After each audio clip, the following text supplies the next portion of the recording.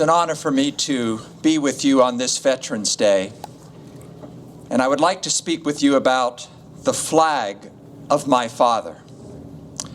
My father, John Coppersmith, joined the United States Navy when he was just 17 years old.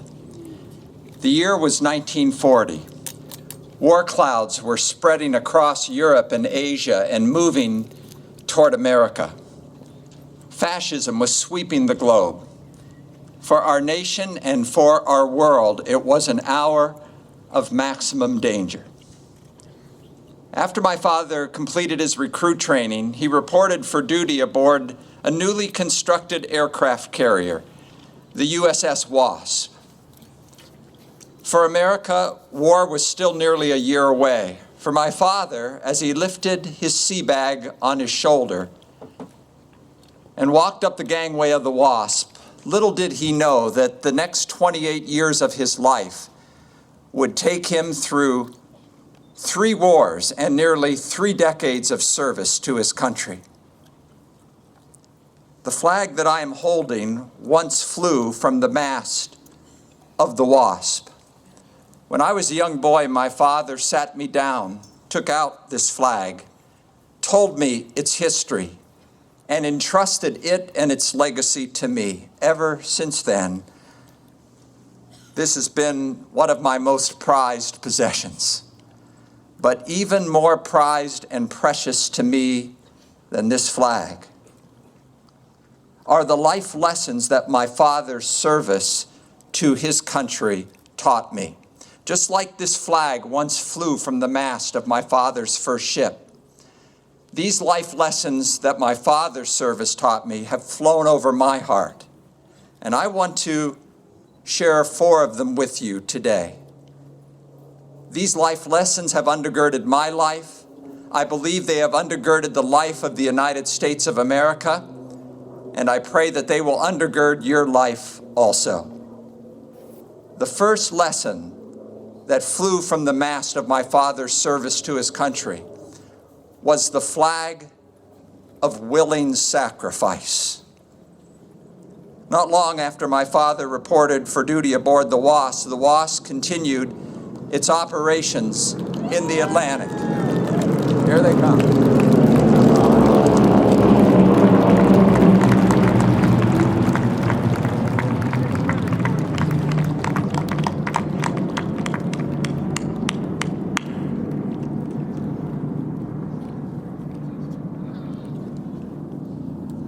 As my father began his duty aboard the Wasp,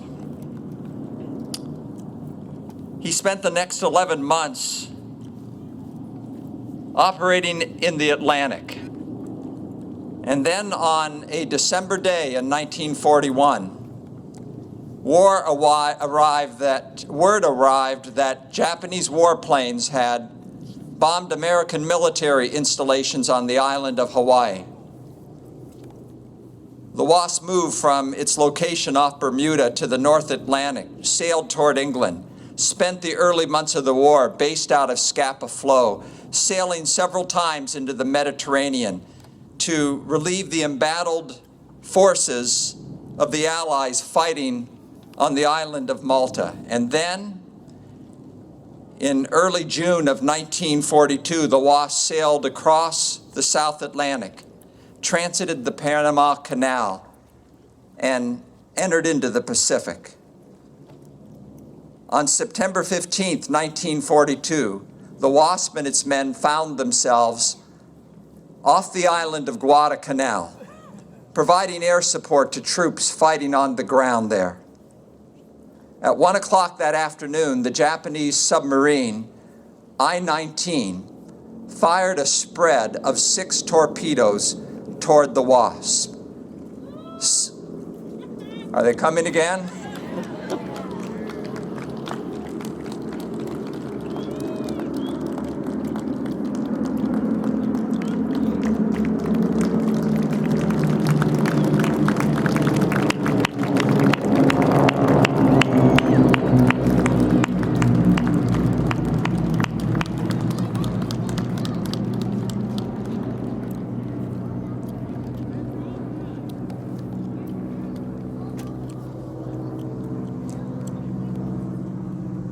When those 3 torpedoes hit the Wasp, my father's ship was turned into a flaming inferno.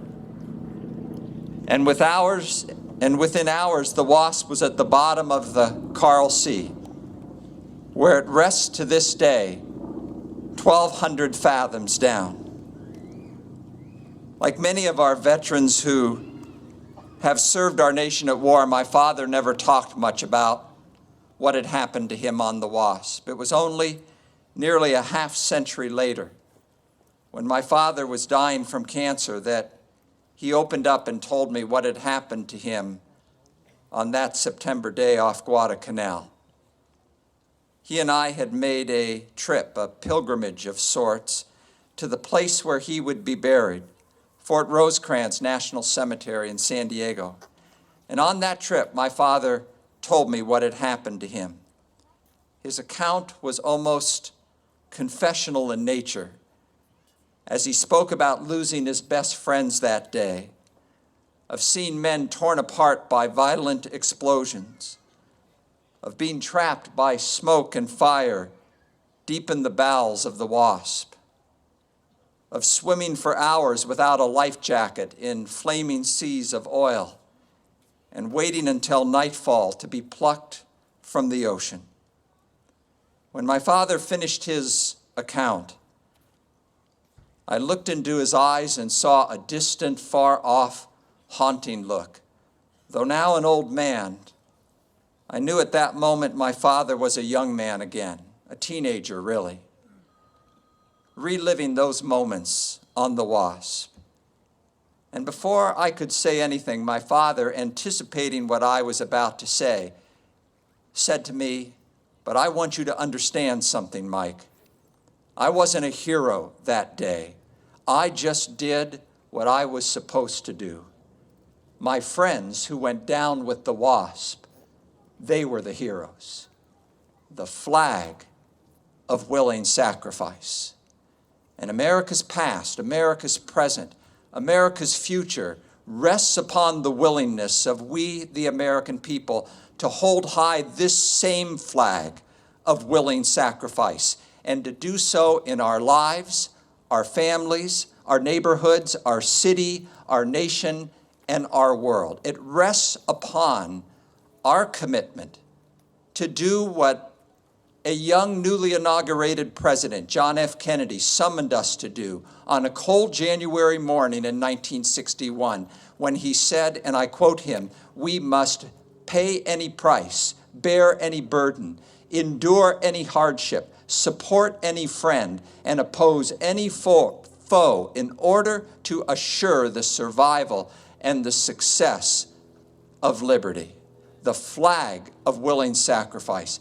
And I hope you will remember that the next time you have an opportunity to be either a taker or a giver, a consumer or a contributor, someone who is served or someone who serves, and that you will choose to hold high the flag of willing sacrifice.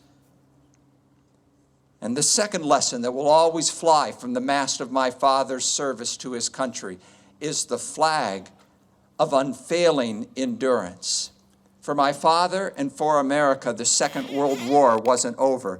There were more battles to be fought, more sacrifices to be endured.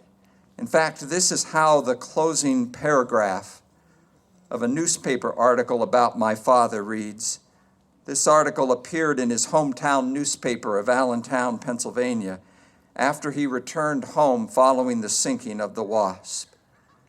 Since returning to the home of his parents last Tuesday, Coppersmith has remained completely quiet about the loss of the Wasp, and even his parents thought his leave was entirely normal. It was not until he heard the official naval announcement of the sinking and read associated press reports that he even told his mother. "I'm ready to go back," he said, "as soon as I get a ship. So are the rest of the boys who were on the Wasp. We want to get in the fight and help finish it." That's the flag of